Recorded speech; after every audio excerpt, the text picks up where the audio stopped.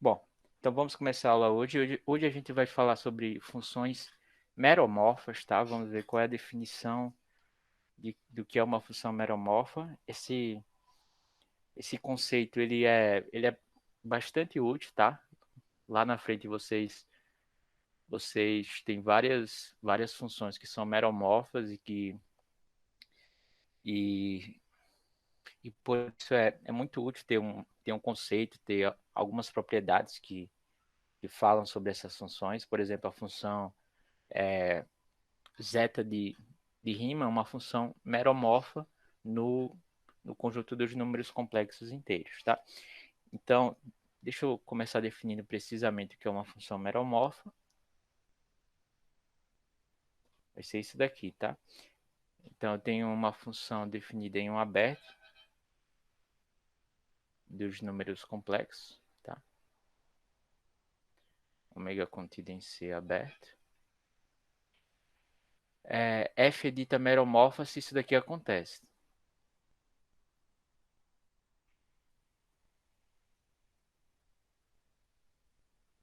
Meromorfa em ômega, tá? Se existe um conjunto discreto de ômega, tá? Particular, lembra que um conjunto discreto é enumerável.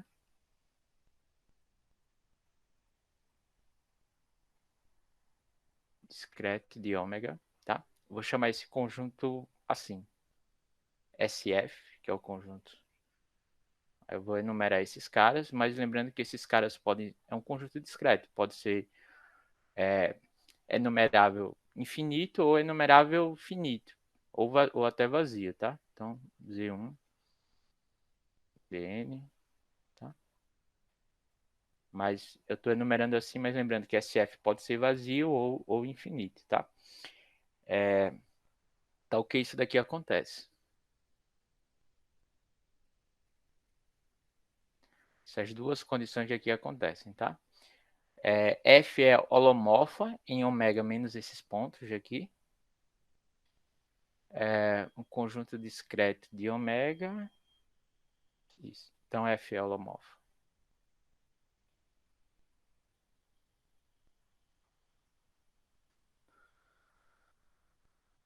Em ômega menos esses pontos, tá? Menos SF.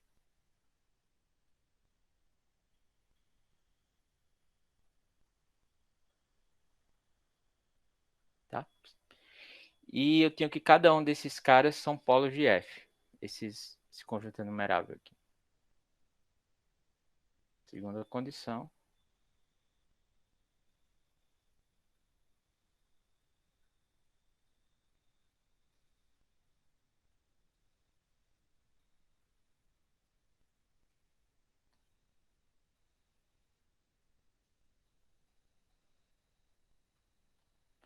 São polos de F. Então, ó, essas duas condições de aqui, elas são resumidas assim, tá? Então, lembra que se aqui for o meu ômega, tá? Conjunto aberto. Então, a gente diz que a função, uma determinada função que leva definida em um determinado conjunto dos números complexos, indo em C, é uma função, isso aqui é F, né? Essa função daqui é uma função meromorfa. Se existe um conjunto discreto, em particular, a gente sabe que um conjunto discreto é numerável, tá? Tal que a função menos esses pontos em azuis, menos esses pontos aqui que eu coloquei azuis, eles são pontos, a função vai ser holomorfa nesses caras, e esses caras de aqui, ó, esses caras de aqui, por exemplo, o Z0, o Z1, o Zn, são todos polos de F, ok? Deixa eu ver rapidinho se alguém entrou aqui agora.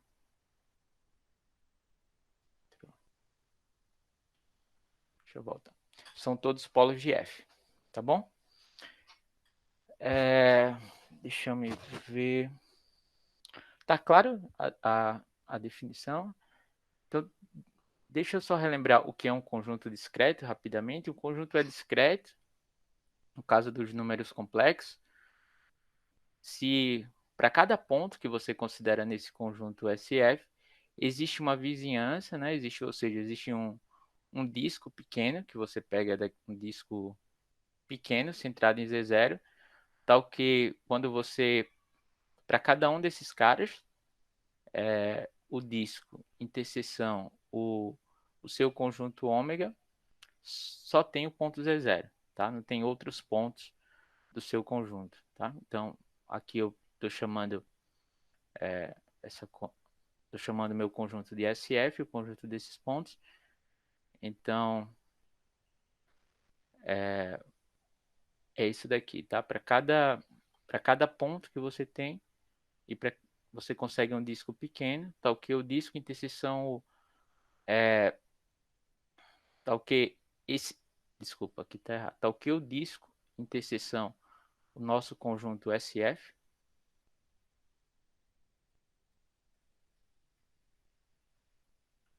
só vai ter o ponto Z0, só vai ter esse cara daqui, o Z0 ou o ZK, tá? É claro que esse disco aqui, ele depende de cada ponto, né? Vamos chamar assim. Então, essa condição aqui quer dizer que esse conjunto SF é um conjunto discreto. Para cada um dos seus pontos, você consegue um disco pequenininho, contido em ômega, né? Existe um disco K contido em ômega. Então, que quando você intersecta esse conjunto SF, você só tem esse ponto ZK, tá? Os pontos ZK. E a gente pede também que cada um desses pontos sejam polos de F, tá? Então, vamos dar alguns exemplos aqui de funções meromorfas, só para deixar fixado. Então, exemplo 1, por exemplo, se você considera essa função daqui, f de z, tá? F de z igual a 1 sobre z, tá? Então, essa função daqui, ó, f é meromorfa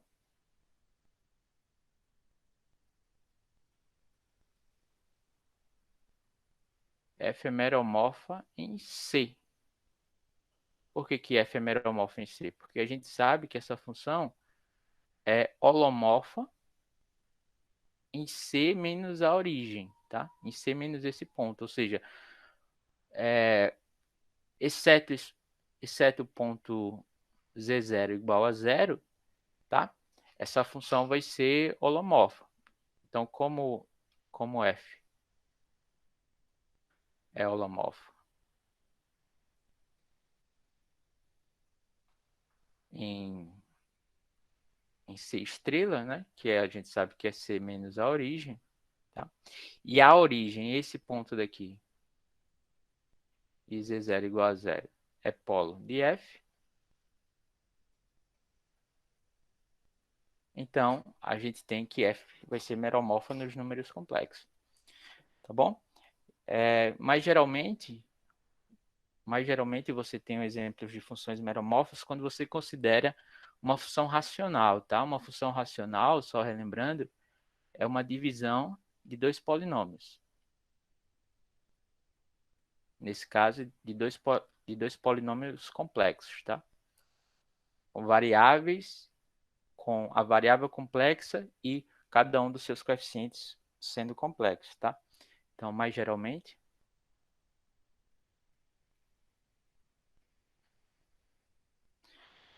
se você pega uma função assim, tá? Se g de z for igual a p de z dividido por q de z, tá? Então, a gente sabe, ó, que g é holomorfo, ou seja, lembrando onde p e q são polinômios com coeficientes complexos, tá?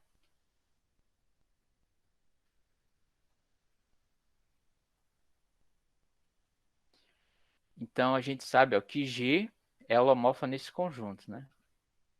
Nesse conjunto aqui. G é holomorfa no conjunto dos pontos que estão em Z, né? Onde o denominador Q não não se anula, né? Onde Q de Z seja diferente de zero, tá? Então, como a gente sabe que um polinômio de grau n se anula em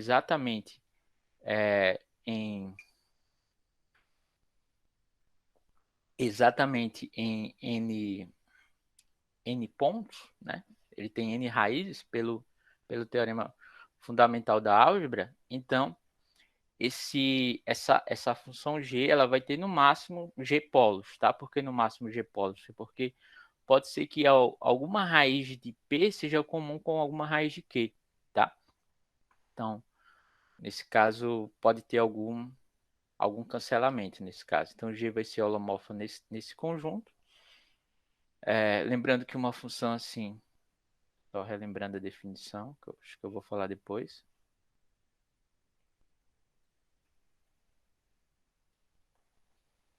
G dessa forma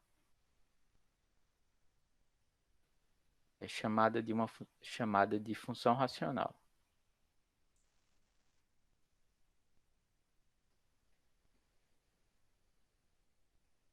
Racional, tá?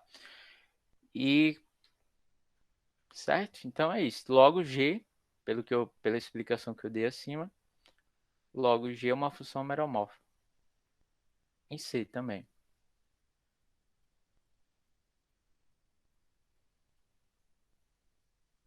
Meromorfa em C, tá?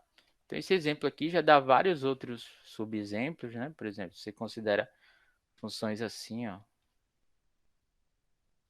Lá, Z menos 2 sobre Z ao quadrado mais I, tá? Então, Z ao quadrado mais 1, ou do jeito que você quiser, tá? H de Z como sendo Z menos 3 elevado à quarta vezes Z menos I por Z mais 5Z menos 2, tá? Sei lá, algo do tipo. São todas funções meromorfas, onde os polos são as raízes do denominador, tá? Desse polinômio que vai estar aqui embaixo. Ok? E, ok, agora um exemplo de uma função meromorfa cujos polos sejam infinitos, tá? Infinito é numerável, mas ainda assim é finito. Considere essa função aqui, tá? Então,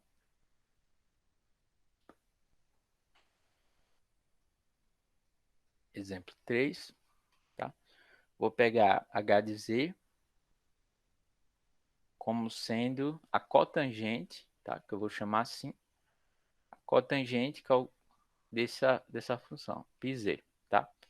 Que por definição, a definição que eu vou utilizar é o cosseno de π sobre z complexo, tá? Lembrando que esse aqui, o cosseno, é o cosseno complexo, que a gente sabe que é uma extensão. Ele vai ser uma extensão analítica do cosseno real. E aqui você tem o seno de π sobre z, onde o cosseno e o seno são funções complexas, tá?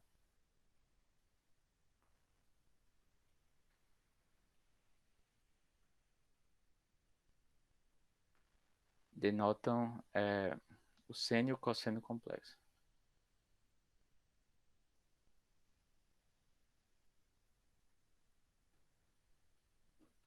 Tá? Então, onde é que essa função daqui, ó, a gente sabe que tanto o cosseno como o seno, eles são funções inteiras, né? Eles são funções holomorfas. Logo, a função h, ela só não vai estar definida nos pontos onde o seno se anula, né? Onde o seno de π sobre z é igual a zero, tá? Então, como uma continha fácil, usando a fórmula de Euler, vocês conseguem mostrar que o seno de πz é igual a zero, tá? Se somente se o z ele tem essa forma daqui. É da forma K, é, é, é um número inteiro, tá? Se C for igual a K, tá? Onde K é um número inteiro,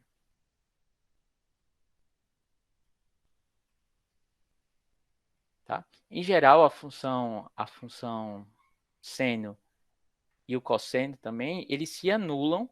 Os únicos pontos onde essas funções elas se anulam são nos mesmos pontos onde as funções reais, seno e cosseno, se anulam, tá? Então, como eu estou multiplicando aqui por π, essa função seno de π sobre z, ela, ela só vai se anular aqui nos números inteiros, tá?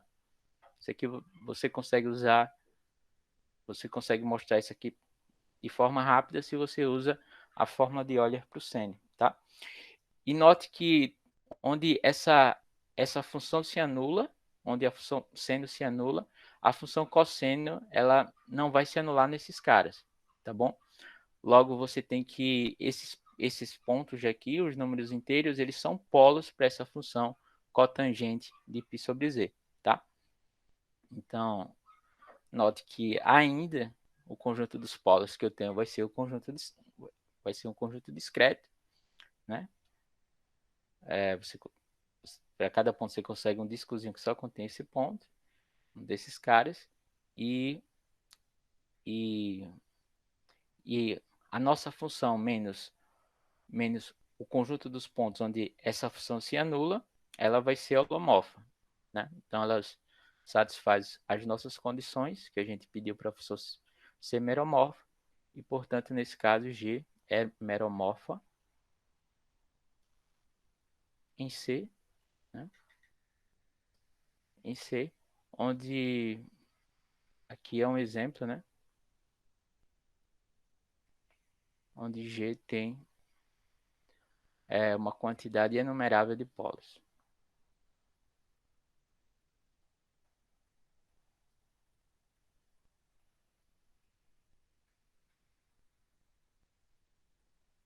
Tá? Agora, uma outra função que não tem, por exemplo, aqui, ó, uma observação, se você considera essa função daqui, ó, L de Z, exemplo 4, tá? L de Z igual a E elevado a 1 sobre Z. Então, essa função aqui, ó, não é meromorfa.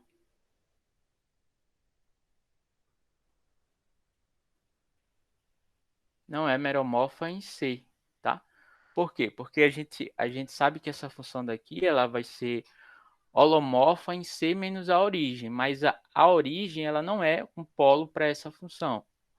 A origem é uma singularidade essencial para essa função daqui, né? Lembra que a gente já falou sobre isso? Zero é uma singularidade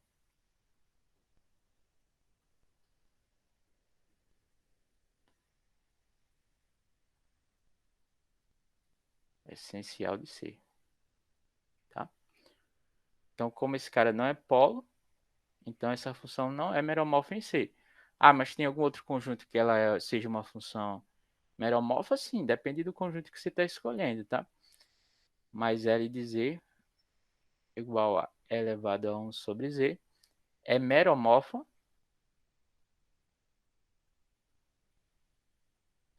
em C estrela, tá? Na verdade, ela vai ser mais do que isso, né? A gente sabe que ela é holomorfa em C estrela, né?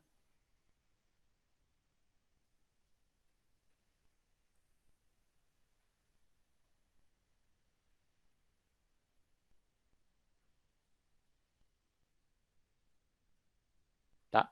Então, se você volta lá na, volta lá na definição, lembra que esse conjunto daqui que eu coloquei como sendo o SDF, ele pode ser o conjunto vazio, tá? Esse cara daqui ele pode ser o conjunto vazio.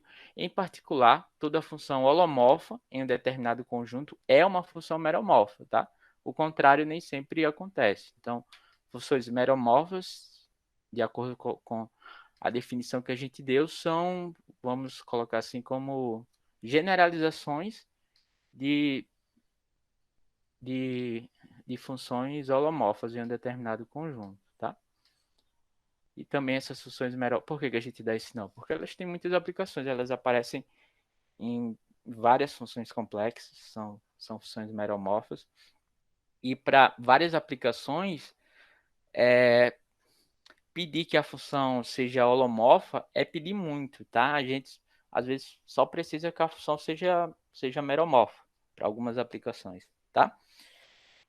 Então, ó, uma outra observação é essa daqui.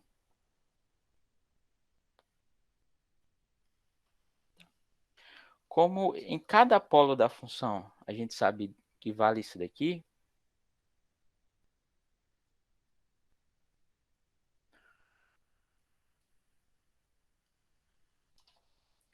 a gente sabe que o limite da norma de f de z, quando z se aproxima de z0, esse cara daqui é infinito, por que a gente não define o valor que f tem no ponto z0 como infinito? Né?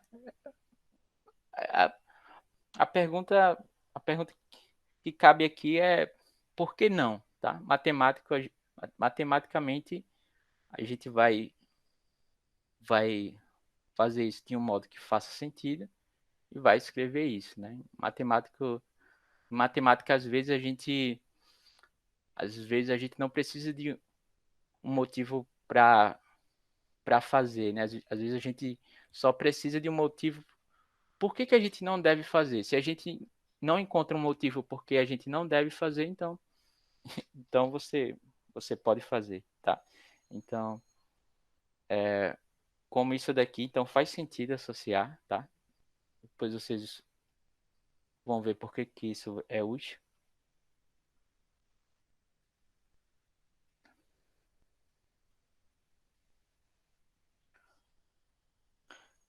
Faz sentido associar em cada polo.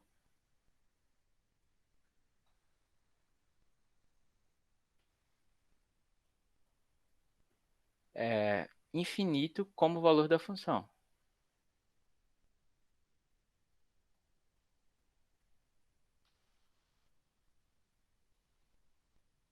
tá? Então, ó, vamos, por exemplo, então, para isso, claro, o infinito ele não faz parte do conjunto dos números complexos, então a gente define um conjunto um pouco maior, que é o conjunto dos números complexos unido o infinito, tá? Então, que é o plano complexo estendido, tá?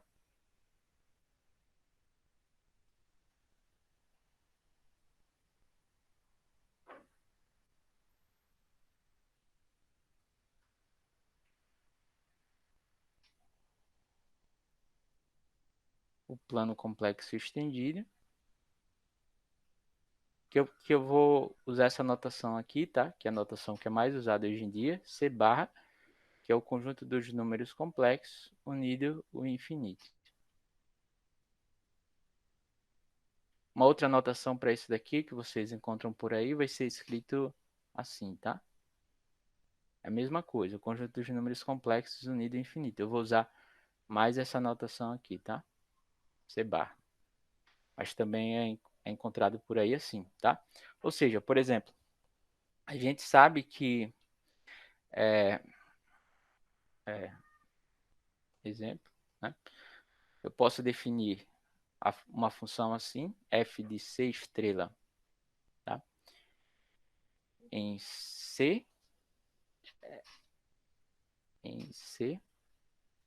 né? Como sendo f de z igual a 1 sobre z, né? Mas a gente viu que essa função daqui, ó, ela é uma função meromorfa que tem o ponto z igual a zero como um polo, né? Então eu posso definir uma função que eu vou chamar como a mesma f, mas na verdade, lembrando, né, que uma função ela não depende só da expressão que você dá para a função, mas depende também do domínio e do contradomínio, tá? Mas eu vou continuar chamando essa função ainda de f, tá? Chamar a função de f indo de C agora no plano complexo estendido, tá? Onde ela faz isso, né? Ela tem essa mesma expressão nos pontos diferentes de zero.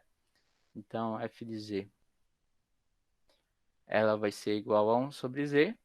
E no polo ela vale quem? Isso aqui, claro, se z for diferente de zero. Tá? E no polo, que é o ponto z igual a zero, f de zero é simplesmente o infinito. Tá? Isso eu posso fazer quando as funções sejam meromorfas, tá? Do ponto de vista prático, até agora, isso não tem muita, vamos dizer assim, muita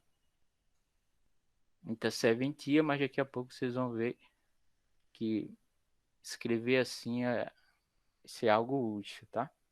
É o que a gente vai ter, é o que a gente vai falar daqui a pouco, tá?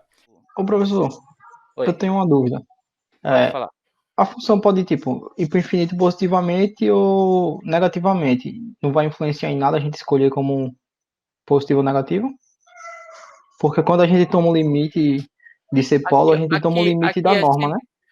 aqui é sempre na norma, tá? A gente percebe que quando você está trabalhando com números complexos, tá? Você não pode falar que a função vai estar indo para mais infinito ou para menos infinito, porque quando você toma a norma da função, quando você toma a norma da função, esse cara sempre vai ser um número maior ou igual do que zero, tá? Então, aqui nesse caso, e a função ela assume pontos do plano, né? Então, ó, deixa eu tentar fazer o desenho. F é uma coisa assim. O que é a função? O que é uma função definida nos números complexos? É sempre, você pode ver como sendo uma transformação, que ela pega um ponto do R2 e associa um outro ponto do R2. Então, veja como é que você vai falar que a função vai estar indo para menos infinito ou para mais infinito, se ela está pegando pontos aqui e pontos aqui. Você não tem sentido falar isso, tá? Você tem sentido falar isso quando a função for uma função real, certo? Quando a função for uma função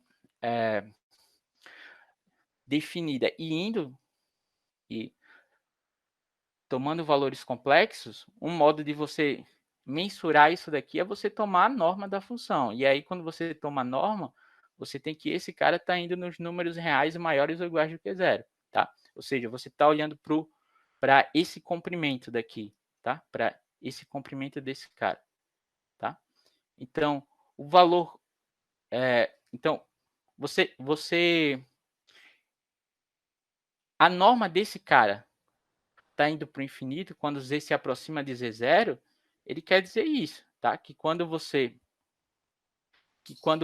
pega pontos muito, isso aqui for seu z0, quando você pega qualquer que seja o ponto aqui próximo do seu z0, esse ponto daqui em tamanho, em módulo, ele está ficando muito grande, tá? O tamanho dele está ficando muito grande, tá? É claro que não dá para desenhar esse cara, mas esse cara daqui vai ser um vetor de tamanho 1 trilhão, se eu quiser, ou 1 bilhão, se eu quiser, tá?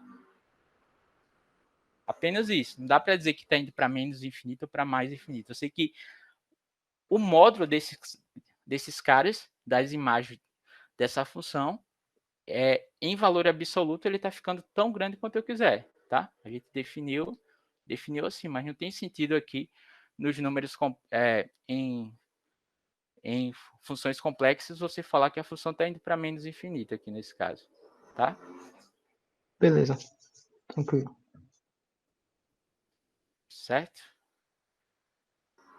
Então é isso, ó. Veja que aqui era isso, ó. Quando eu se aproximo do ponto, as imagens desses caras em módulo, eles estão ficando, eles estão se tornando vetores de norma muito grande, tá?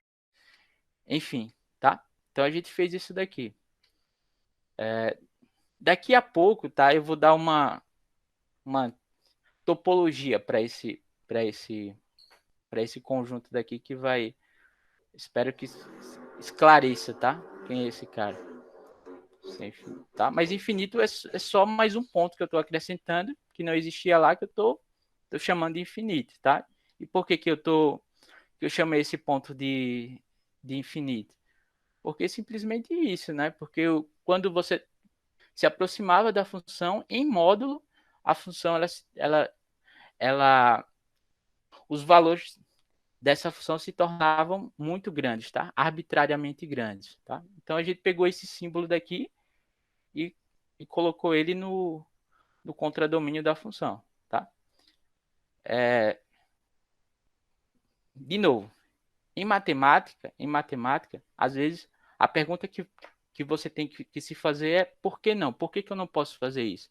Tem algo errado em fazer isso daqui que eu fiz? Eu defini um novo conjunto, tá? Que era o conjunto dos números complexos, adicionado desse novo ponto, que eu estou usando esse símbolo aqui infinito, onde, onde fora dos polos, para cada função meromorfa que você tem, fora dos polos a função é a mesma que você tinha, tá?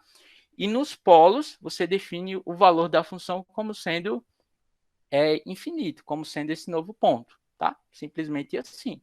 Então, do ponto de vista matemático, isso não tem nenhum problema, beleza? E depois a gente vai ver algumas aplicações. Não é algo que você faz isso só para complicar, vamos dizer assim.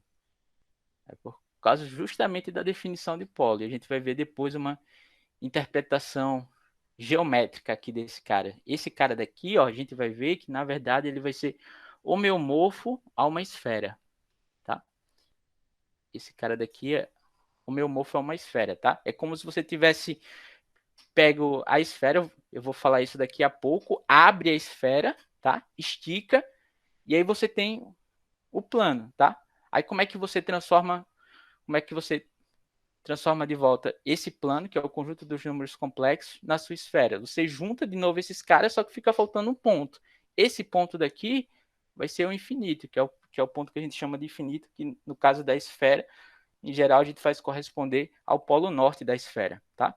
Lembra que a esfera menos o ponto é homeomorfo ao plano, tá? Se eu coloco ali mais um ponto, então eu consigo a esfera, e aí esse cara daqui, nesse caso, vai ser homeomorfo, diffeomorfo, do jeito que você quiser, a esse novo conjunto que eu tô definido como sendo o plano complexo estendido. Tá bom? Mais algum comentário?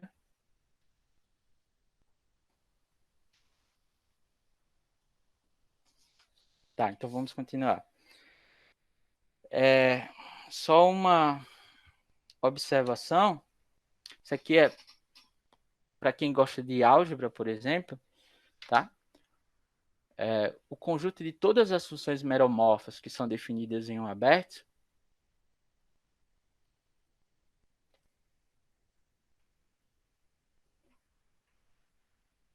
o conjunto M de ômega de todas as funções meromorfas,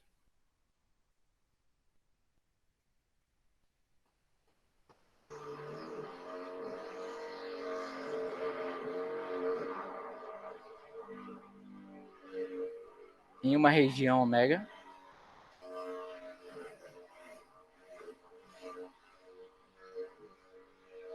é um corpo, tá? Isso daqui é um corpo. E mais uma outra observação é que se f é uma função meromorfa,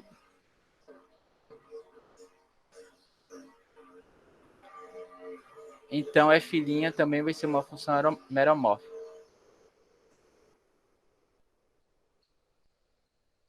É uma função meromorfa.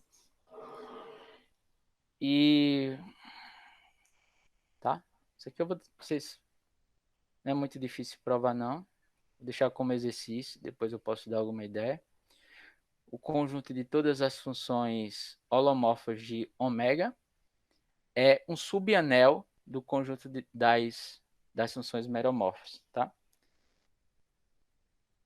Conjunto H de ômega de todas as funções holomorfas de ômega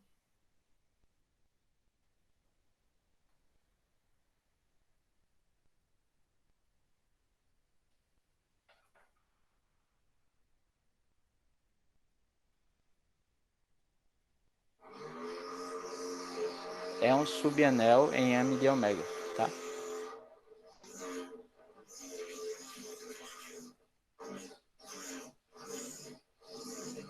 Tá? Isso daqui, claro, com as operações, quando eu falo em corpo ou anel, eu sempre tenho o conjunto, que é o conjunto dessas funções meromorfas, mas eu tenho que falar de duas aplicações, tá? Das operações de... Aqui eu tenho duas operações, a de soma, tá? Então vocês conseguem provar sem muita dificuldade que a soma de duas funções meromorfas é uma função meromorfa, tá?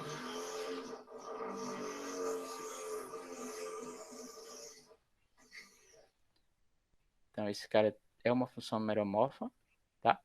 E é de produto. O produto aqui vai ser o produto mesmo dessas duas funções, tá?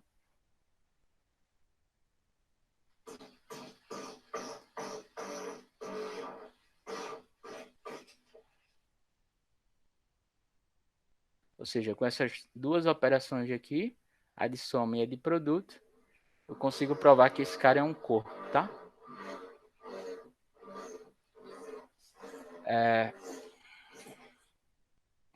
Beleza.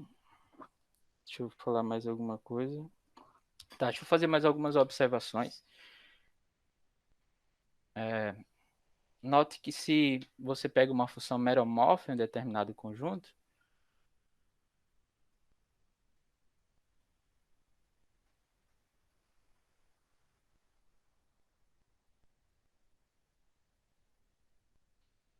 e Z0 é um polo de F,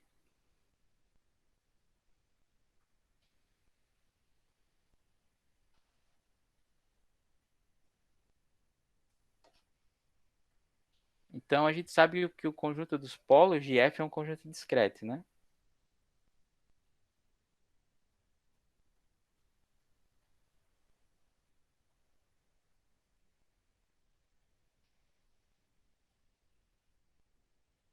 É discreto em ômega, tá? Isso, isso quer dizer, como eu falei, né, que existe uma vizinhança deletada.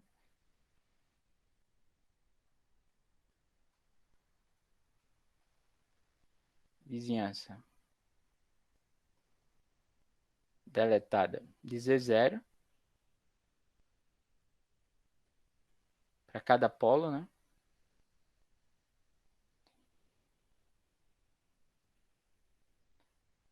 Tá ok?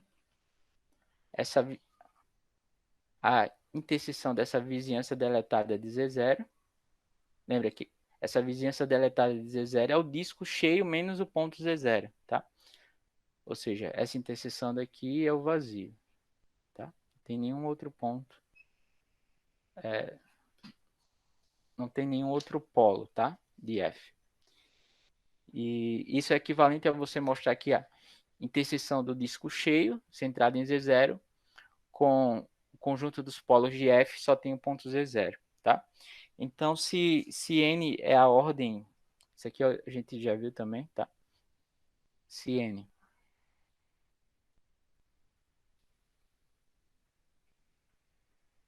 é a ordem do polo em Z0,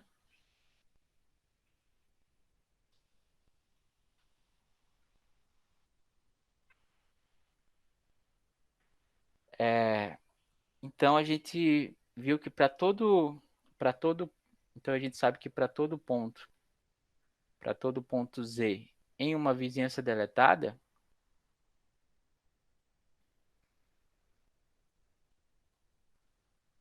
para todo Z em uma vizinhança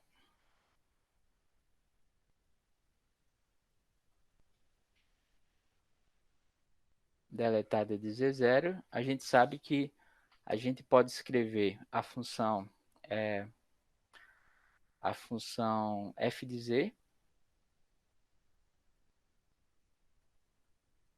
z, vai ser uma determinada função holomorfa g, tá? G de z que não se anula na vizinhança cheia, tá? De z0, uma função holomorfa, dividido por z menos z0 elevado a N, né? Que é a ordem do polo, tá? Onde com G holomorfa nessa vizinhança cheia, tá?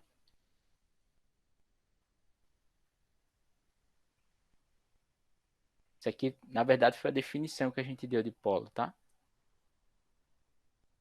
Cheia de Z0. Ou seja, quando eu escrever assim, vizinhança deletada ou vizinhança cheia, quer dizer que a G ela não vai estar só definida no disco menos o ponto Z0, tá? A Z vai estar definida no disco, nesse disco, unido também o ponto Z0, no disco cheio, tá? Então, ó, isso quer dizer o seguinte, que e aqui a gente sabe que I a G, e G de Z, nunca se anula, tá?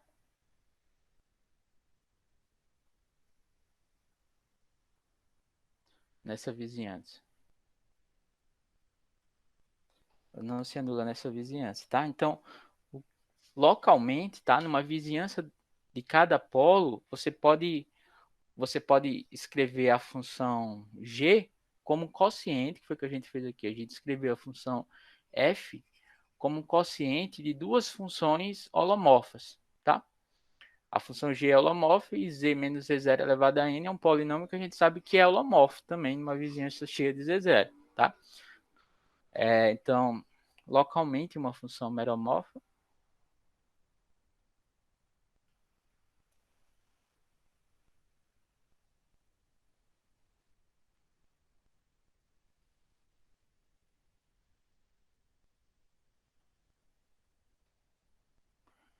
meromorfo é o quociente de duas funções holomorfas.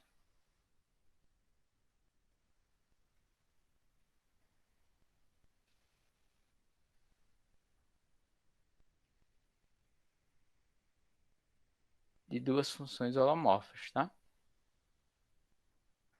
É, tem um resultado, existe um resultado de análise complexa que aprova, não sei se a gente vai ter ferramentas de dar uma prova aqui no caso geral, mas isso já foi provado que vale o seguinte, tá? Vale o seguinte resultado não trivial. Em termos locais, tudo bem, ela vai ser uma divisão de duas funções holomorfas, mas também isso vai ser no caso global, tá?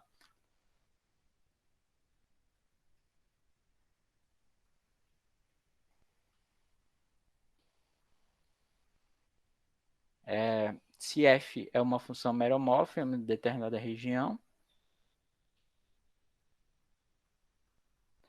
então existem duas funções holomorfas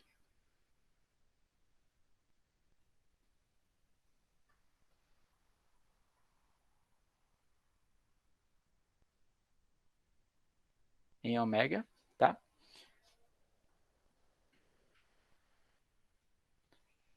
Tal que H é não identicamente nula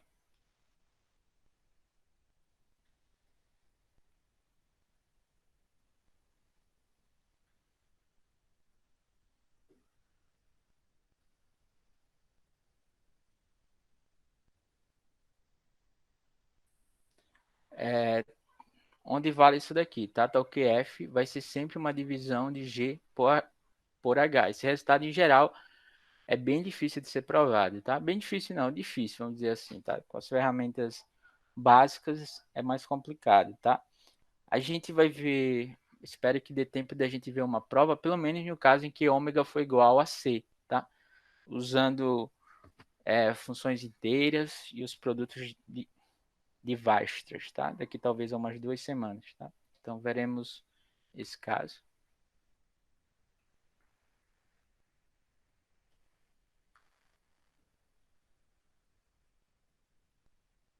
Esse resultado, no caso, em que ômega é igual a C. Ele vale, em geral, para uma região qualquer, mas a prova é mais simples quando o ômega for igual a C, tá? Usando os produtos de Weierstrass.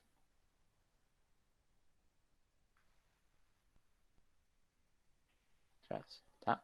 Então, algebricamente, como é que você traduz esse resultado daqui?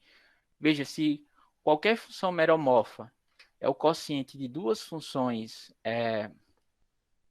holomorfas, então isso quer dizer que o conjunto das funções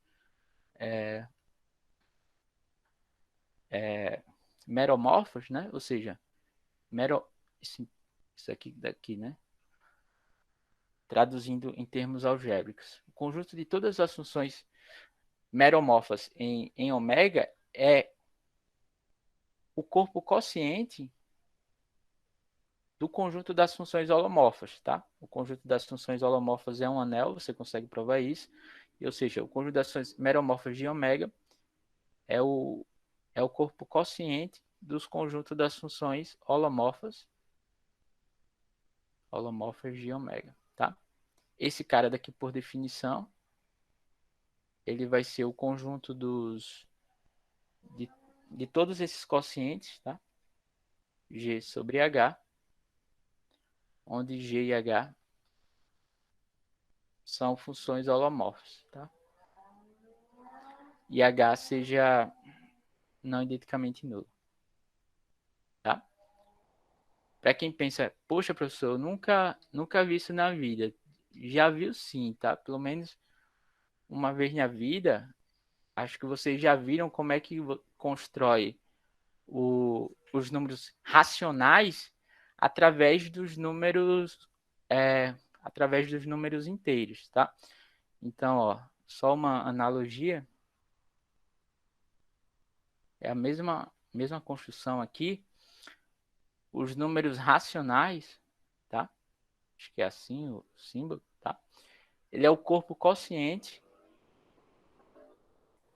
do anel dos números inteiros, né? Lembra que isso daqui, o conjunto dos números inteiros vai ser o anel, e quando você considera o conjunto de todas as divisões dos números inteiros, ou seja, o conjunto desses caras, PQ,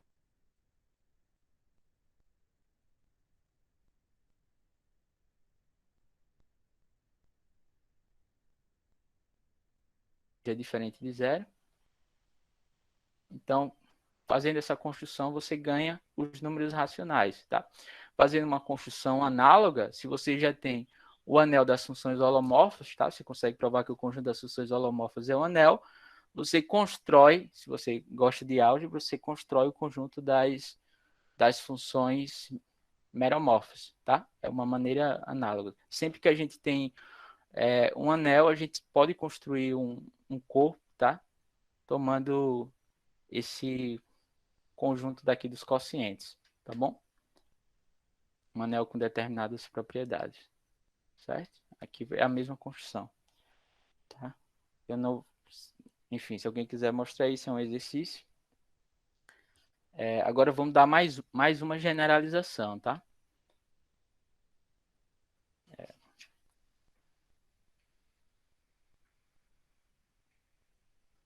Generalização.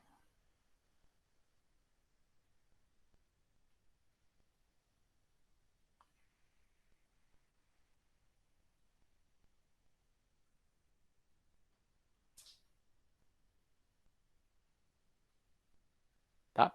Ó, a gente já aceitou, né, o valor infinito como esse, esse ponto infinito como o valor para funções meromorfas nos polos, tá? Então, deixa eu colocar só para deixar claro.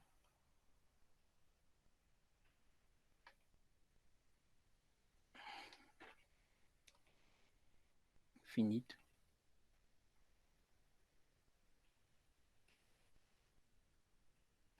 Funções meromorfas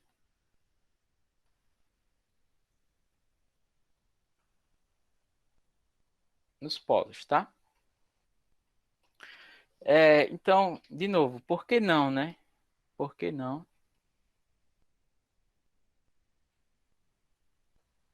Por que não permitir infinito na definição?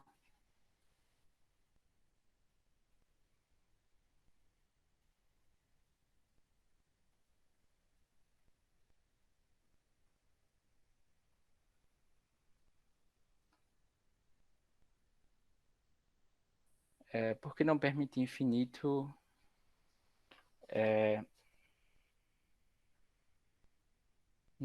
Só para ficar claro,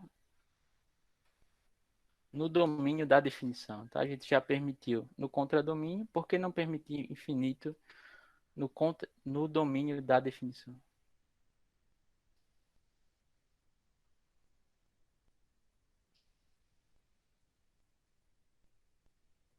Tá? Ou seja, por que que a gente já está considerando funções assim, né? Funções que estão indo nos números complexos, tá? Tomando valores no conjunto dos números complexos estendidos, tá? Que é o conjunto dos números complexos unido ao infinito. Ou seja, se, se essa função tem algum polo em determinado ponto, o valor que a função assume nesse polo, a gente está colocando como se fosse. A gente, na verdade, está definindo o infinito, tá? Então, por que, que a gente não considera funções, por exemplo, de, do conjunto dos números complexos em C bar? Por que, que a gente não considera funções assim, tá? É possível, tá? Só que para isso a gente vai ter que dar uma topologia de C, tá? Porque veja que quando a gente fala em geral de funções holomorfas ou funções meromorfas, a gente não fala só em funções assim, né? A gente fala em geral de funções que estão indo em um determinado conjunto ômega contido em C, tá? Indo no conjunto dos números complexos, onde esse ômega é um conjunto aberto, tá? Então, para a gente falar de funções meromorfas no conjunto dos números complexos estendidos, a gente vai ter que falar quem são os abertos, tá? Quem são os abertos de C barra, tá? Então, para isso,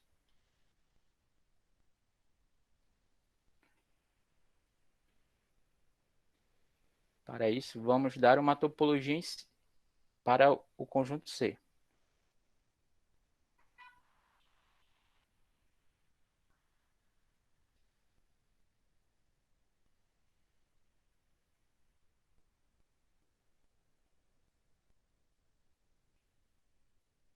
Tá? Então, lembre que dar uma topologia é equivalente a você dizer quem são os abertos do seu conjunto. Tá? Você pode dar uma topologia de várias formas. Por exemplo, você pode dar uma distância no seu conjunto. Tá? Se você conseguir dar uma determinada distância no seu conjunto, então você obtém uma topologia a partir dessa função distância. Ou você pode definir diretamente quem são os abertos do seu conjunto e mostrar que esses abertos eles são uma topologia, né? Lembra que na definição de, de ser uma topologia tem três propriedades que eu tenho que mostrar, né? Se eu pego o conjunto das partes de, de qualquer conjunto, então você tem que o, o conjunto vazio e o conjunto inteiro tem que fazer parte desses abertos, tá? Dessa topologia. A união arbitrária também de conjuntos dessa topologia tem que pertencer também à topologia e a interseção finita desses conjuntos também tem que pertencer, tem que ser também tem que pertencer à topologia, tá bom? Isso para quem está familiarizado com os conceitos de topologia. Então, para quem não está, não tem muito problema, mas a gente precisa, por isso, dizer quem são os abertos desse conjunto, e os abertos aqui vão ser simples, tá? Então, vou adotar essa definição, e depois vocês podem verificar que isso vai ser uma topologia. Então, o subconjunto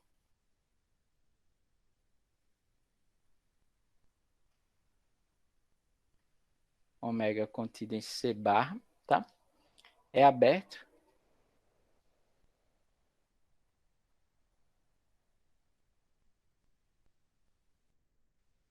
É aberto se as seguintes condições são satisfeitas.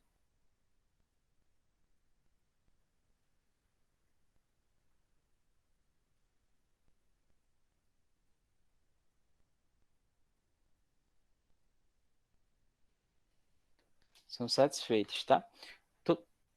se toda vida que você intersecta ômega com C, isso seja um aberto em C, tá? Se ômega interseção C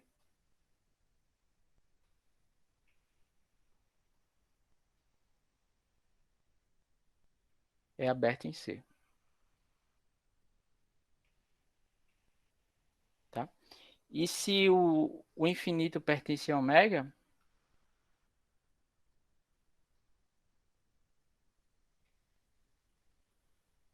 tá?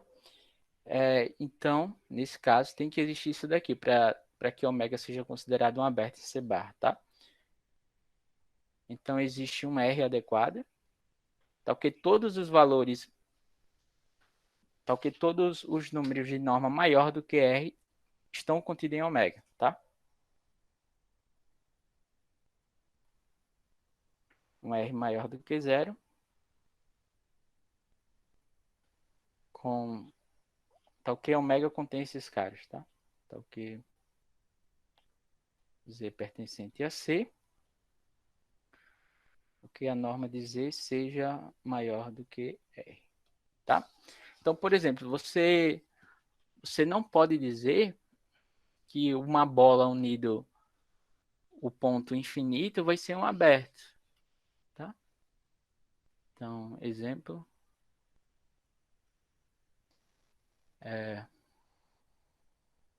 sei lá, um conjunto limitado, por exemplo, uma bola, um disco, né? No caso, o conjunto dos números complexos. Um disco de centro zero e raio R, tá?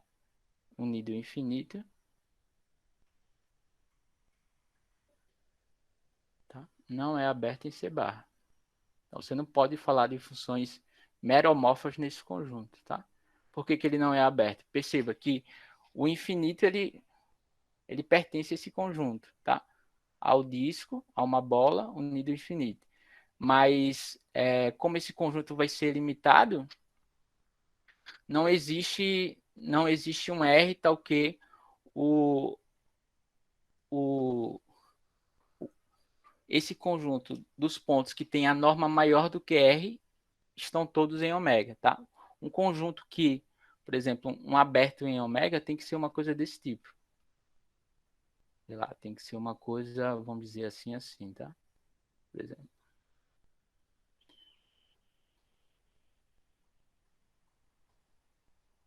Uma coisa não limitada.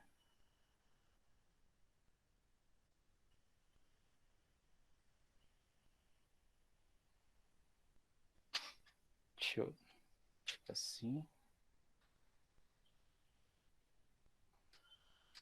Deixa eu tentar uma coisa assim desse tipo. Sei lá, vou fazer um desenho aqui, tá? Se vocês entendem.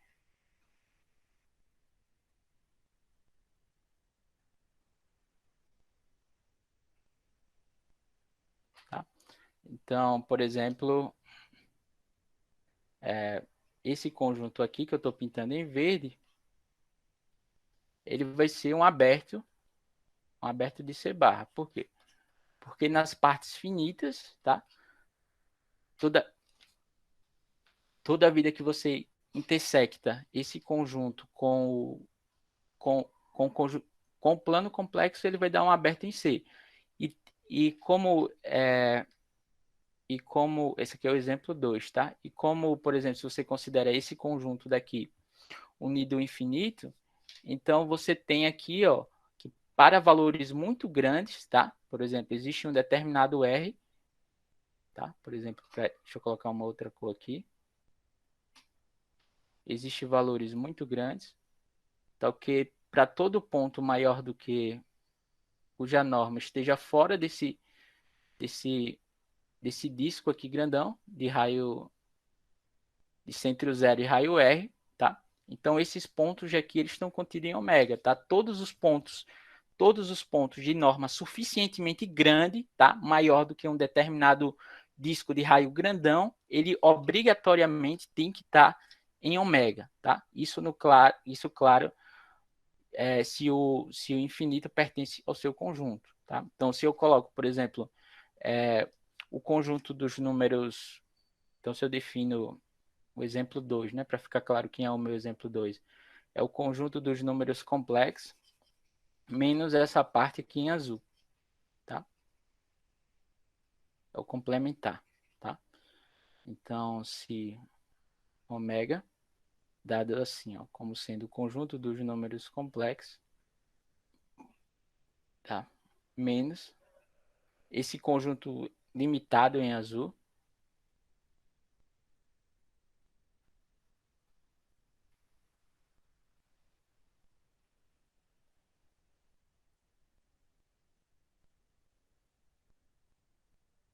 tá? Ômega igual a esse cara, C menos o conjunto limitado em azul, unido o infinito, tá? Eu defino ele assim, tá? É aberto em C barra. Por que ele é aberto em C barra? Porque ele satisfaz essas duas condições, tá? Se você pega um cara... se você olha alfa interseção C, se você pega o conjunto das partes limitadas aqui desse cara, esse cara daqui, ele continua em ômega. Ele vai ser um aberto em C, tá? E como o infinito, ele está em ômega, ele pertence a ômega, eu tenho que garantir que existe um disco de raio suficientemente grande, tá? Tenho que garantir que existe um disco de raio suficientemente grande, tal que todos os pontos, todos, tá? De norma maior. Não existe uma sequência que vá para por exemplo, cuja norma está se tornando muito grande. Eu tenho que todos os pontos de norma maior do que R também tem que estar em ômega, como é esse caso, tá? Esse caso daqui do meu desenho, eu tenho, por exemplo, imagina que isso aqui seja um disco em vermelho e todos os pontos fora desse disco estão todos em ômega, tá bom? Então, nesse caso, nosso ômega vai ser um conjunto aberto em C barra, tá? Então, se o infinito, de novo, tá? Se o infinito pertence ao seu conjunto, para que o seu conjunto seja aberto, tá? Não basta que você tenha uma sequência de pontos de norma suficientemente grande. São todos os pontos de norma maior do que a norma de um determinado disco, tem que pertencer ao seu conjunto, tá? Para algum R, beleza?